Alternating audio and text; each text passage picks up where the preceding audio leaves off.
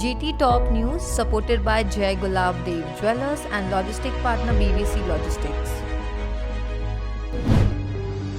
पिछले 5 कारोबारी दिनों की बात करें तो सोमवार की तुलना में शुक्रवार को सोने के दाम में 1370 रुपए प्रति 10 ग्राम की बढ़त देखी गई।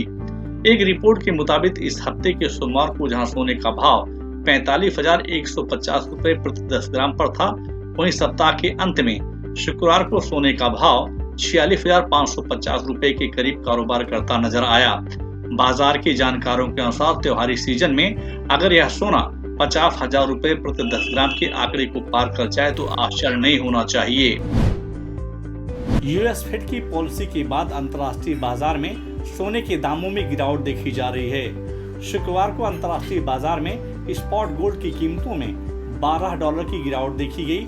हालांकि मुंबई के सराफा बाजार में सोने के दाम में बढ़त का दौर देखा गया और सोना 450 रुपए प्रति 10 ग्राम की बढ़ोतरी के साथ 46,550 के स्तर पर कारोबार करता हुआ दिखाई दिया, जबकि चांदी 840 रुपए प्रति किलो बढ़ोतरी के साथ 67,550 के स्तर पर कारोबार करता हुआ दिखाई दिया।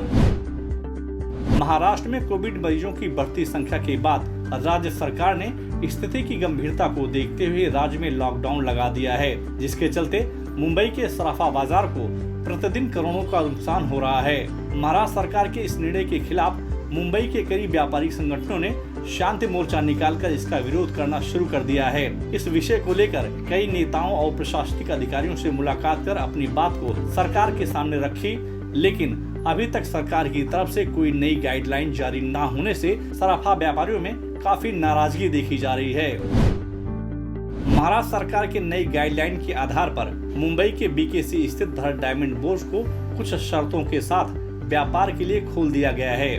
भरत डायमंड बोर्स के सुरक्षा विभाग की तरफ से सभी मेंबरों को एक पत्र द्वारा सूचित किया गया है कि वह शनिवार यानी 10 अप्रैल से भरत डायमंड बोर्स में प्रवेश कर सकते हैं। इसके लिए व्यापारियों को RT-PCR की नेगेटिव रिपोर्ट लानी अनिवार्य है और 15 दिन में यह रिपोर्ट दोबारा कराना होगा। गौरतलब है कि भरत डायमंड बोर्स देश का सबसे बड़ा डायमंड का निर्यातक है और इसके बंद हो जाने से प्रतिदिन करोड़ों रुपए का नुकसान हो रहा था।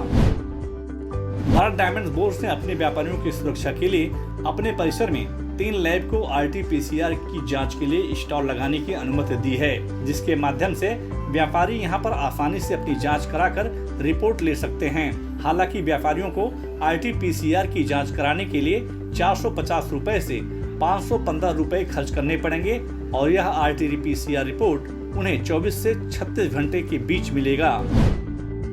मुंबई के आभूषण निर्माण कार्यों में लगे हजारों कारीगरों के सामने इन दिनों रोजी रोटी का संकट खड़ा हो गया है। पहले लॉकडाउन ने जहां उनकी आर्थिक स्थिति पर भारी चोट पहुंचाई, वहीं दूसरे लॉकडाउन के चलते अब यह कारीगर अपने गांव की तरफ जाने का मन बना रहे हैं। पिछले लॉकडाउन में जो कारीगर अपने गांव जा चुके हैं, उनमें से 30% से अधिक कारीगर दोबारा अभी तक काम पर नहीं लौट पाए हैं, जिसके चलते सराफा बाजार में पहले से ही कारीगरों की भारी कमी देखी जा रही है। ऐसे में अगर यह दोबारा आभूषण कारीगर अपने गांव चले गए तो मुंबई के सराफा बाजार पूरी तरह से लड़खड़ा जाएंगे।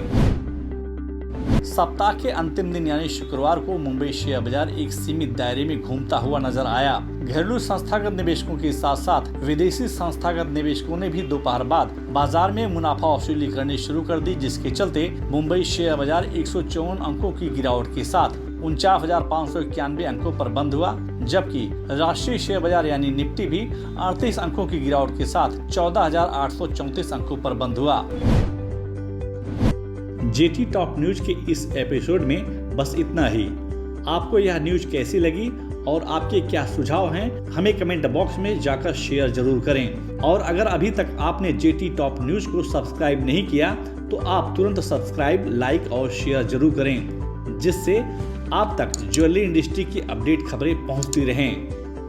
GT Top News supported by Jai Gulab Dev Jewellers and logistic partner BBC Logistics.